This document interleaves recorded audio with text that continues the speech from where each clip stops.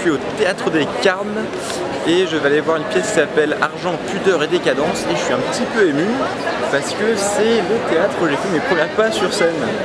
Donc c'est un peu un retour aux sources. Voilà, on va voir ça à la donnée, on se retrouve à la sortie. Ciao.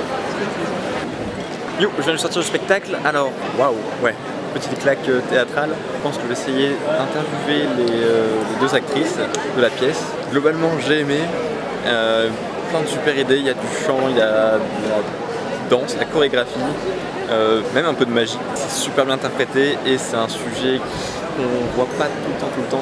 C'est plutôt engagé. Je conseille vraiment de la voir et j'espère qu'on va pouvoir faire l'interview après avec les actrices. Voilà, à tout de suite.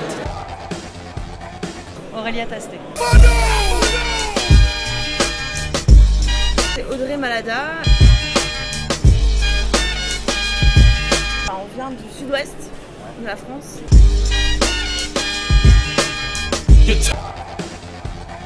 On s'est rencontrés à la fac, donc il y a 2 ans, hein. On a fait une licence de théâtre il n'y a pas très longtemps. Et quand on s'est rencontrés, voilà, après on s'est perdu de vue.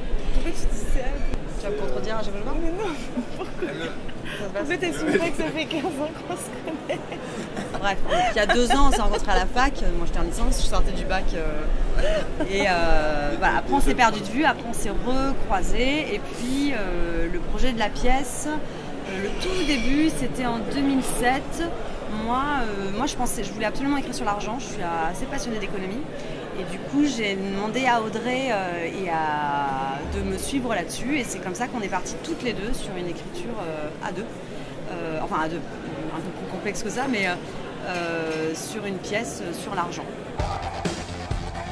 Alors on l'a vraiment fait à deux la pièce.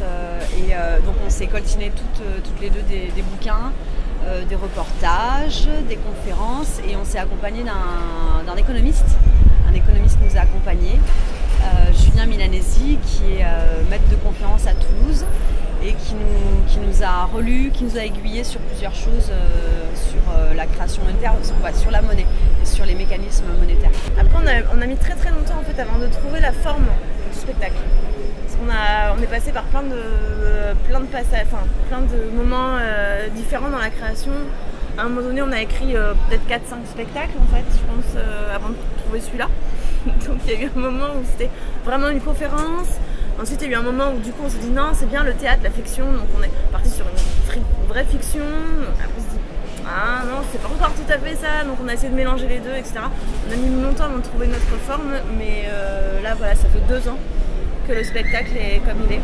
Et on est contente. On voulait vraiment essayer de faire passer des choses techniques, économiques, techniques, qui peuvent être très compliquées à lire, à comprendre quand c'est pas très bien expliqué ou quand c'est expliqué de manière très pointue. Et on voulait les faire passer de manière ludique et on s'est dit que la fiction serait le meilleur moyen, surtout pour un sujet qui peut paraître rébarbatif comme l'économie et la monnaie. Et donc de trouver ce travers-là de situations très concrètes et en même temps un peu fantasmées. La scène de la banque, elle est quand même... je pense que ça a pu arriver à plein de monde de vouloir parler à sa banquière comme ça. Alors évidemment, on a une certaine opinion sur ce qu'est l'économie aujourd'hui et comment se répartit la monnaie, parce que la question du spectacle, c'est ça, c'est quoi l'argent ?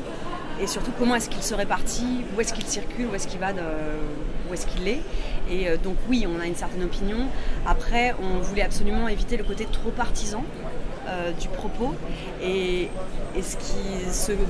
donc on a pointé plus une facette de l'économie, donc une facette de la pensée économique qui est la pensée hétérodoxe. À savoir, on pense l'économie comme de la politique et non pas comme une science. C'est pas une science, c'est une science sociale, l'économie, c'est pas une science naturelle ni mathématique, donc pas figée. Il y a vraiment des questions de politique et de vision de répartition des richesses. On est inspiré par ce qui se passe, par ce qui sort. On ne peut pas passer à côté par exemple de films comme Le Loup de Wall Street ou des choses comme ça quand on travaille sur des personnages de la haute finance par exemple. Bon, voilà, c'est vrai qu'il y a des clichés aussi, des choses qu'on ne peut pas non plus... parce que les clichés ne sont pas là par hasard non plus. C'est vrai qu'à un moment donné, c'est vraiment l'univers des riches ou des puissants, d'une manière générale en fait, sont souvent assez représentatifs et sont même souvent un cliché, eux-mêmes sont des clichés quoi. Donc du coup on peut pas passer à côté de certaines représentations parce qu'elles sont vraies, tout simplement. Donc après on peut s'en amuser à ce qu'on fait. Et de la même manière qu'on a essayé de décaler un maximum notre propos pour justement pas être dans le théâtre militant engagé de base et pour éviter l'écueil d'être vindicatif ou de s'adresser toujours aux mêmes personnes ou à des gens déjà convaincus. On s'est fait accompagner par 4 metteurs en scène, 2 de l'AIA, Romain et Vincent, et puis Guillaume Méziat du Petit Théâtre de Pin qui fait partie d'une compagnie de théâtre de rue dont le travail nous touchait de ce qu'il faisait, et la compagnie numéro 8 à Alexandre Pablata qui est aussi une compagnie de rue et qui a beaucoup travaillé sur la finance mais d'une manière beaucoup plus clownesque. Ce sont des clowns en fait, les numéro 8, et donc évidemment on était influencés par ces courants-là aussi. On a fait appel à une chorégraphe pour cette partie-là, Marie-Céleste. Ouais, Marie-Céleste Segara. Et parce qu'on avait l'intuition que voilà, la fin a été très longue à trouver, très difficile à trouver pour nous parce qu'on est passé par plein d'étapes, parce qu'on avait vraiment envie d'une déconstruction totale du plateau, de la lumière, du décor, voilà, c'était la crise, la décadence, on avait envie de tout ça, on avait envie de tout péter et que ça s'effondre, voilà, et que parce que voilà, le principe c'est que ça s'effondre, c'est la crise, c'est difficile, c'est la rigueur, etc. Mais en fait c'est pas de problème. En fait, pour un certain milieu, il n'y a jamais de problème. Donc voilà. Donc on a essayé justement de pas trop appuyer là-dessus, d'essayer d'ouvrir un maximum et de transmettre ça avec des images. Et c'est pour ça qu'on a fait appel à cette chorégraphie. Et ben c'est parti, on est parti de notre désir à nous de comprendre, qui je pense peut être partagé par beaucoup de personnes, à savoir c'est quoi l'argent, comment ça marche, pourquoi est-ce qu'on nous dit qu'il n'y en a pas ou qu'il y en a peu ou que ça doit être la rigueur. Et donc c'est aussi comme ça qu'on le présente.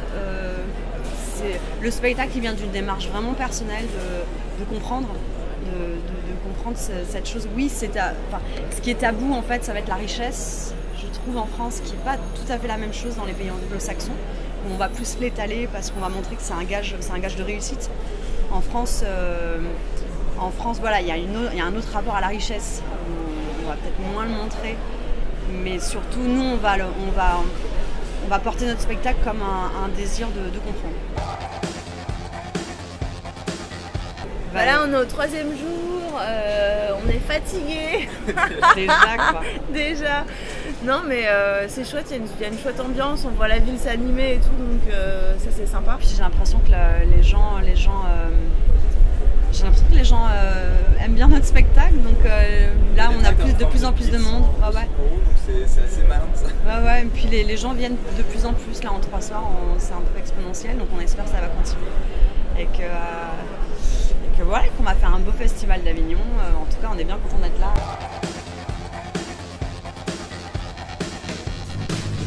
Ça a été une rencontre d'abord par une comédienne, Charlotte Adrien, qui joue ici à 13h20, Discours à la Nation, qui est un super spectacle qu'il faut aller voir. Elle est seule avec un musicien. Et donc elle nous a vus à Aurillac, quand on avait fait le festival d'Aurillac l'année dernière. Et elle nous a conseillé à Sébastien Benedetto, qui est venu nous voir. Là, on s'est rencontrés, le spectacle lui a plu.